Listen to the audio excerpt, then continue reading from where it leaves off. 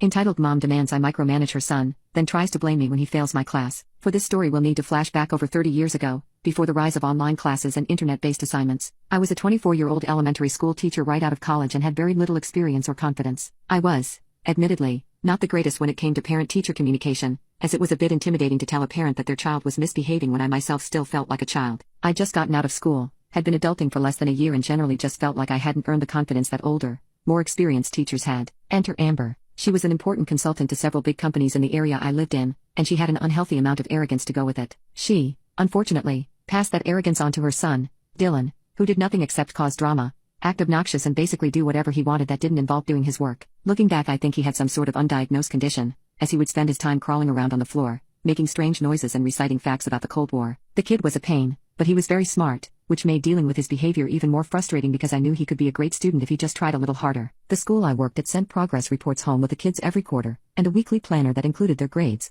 missing assignments, etc. So the end of the first quarter is winding down, progress reports are sent home, and I get an extremely angry phone call from Amber demanding a parent-teacher conference to explain why Dylan is failing my class. As a new teacher, I was required to have an administrator present at all of my parent-teacher conferences, so when I walked into the meeting room the next day and saw Amber already there talking to the principal, I knew something bad was about to go down. Amber was immediately accusing, rude and extremely belligerent, somehow thinking that I was causing her son to fail on purpose. In her mind, I should have contacted her earlier, spent all my time hovering over Dylan's shoulder instead of, teaching the rest of the class, and basically doing everything short of completing Dylan's assignments for him. Admittedly, I should have tried to contact her sooner, but having her chew me out in front of my boss seemed like a bit of an overreaction. Since Amber didn't want a lot of phone calls, she was very busy. Apparently, my principal suggested that I write a note in Dylan's weekly planner about Dylan's progress that week and include any unfinished assignments. Amber agreed, and since that meeting was the most embarrassing moment of my life, I decided to follow my instructions to the letter. Every Friday I would write an entire essay on Dylan's performance that week, stapled any unfinished assignments to his planner and even started including assignments from previous weeks that he hadn't turned in.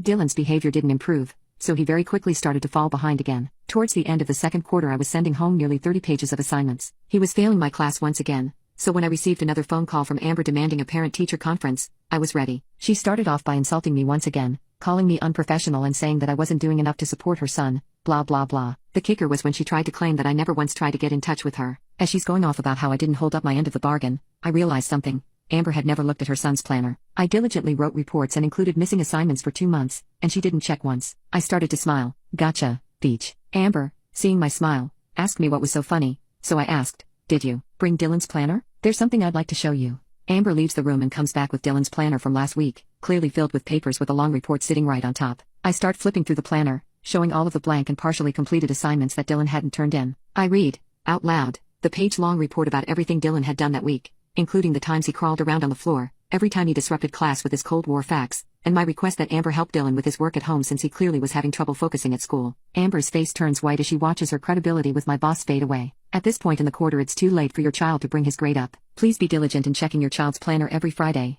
as support at home is just as crucial to your child's success as support at school. Do you have any questions? Amber starts stammering out excuses before grabbing Dylan's planner and walking out the door without saying a word. The second she's gone my principal bursts out laughing and I knew that I'd won. Dylan transferred schools over winter break, and I never got a call from Amber again. Recently I remembered Dylan and looked him up out of curiosity. Apparently he now lives in New York and is curator of a small museum about, you guessed it, the Cold War. I'm glad his life turned out all right, even though his mother was a real piece of work.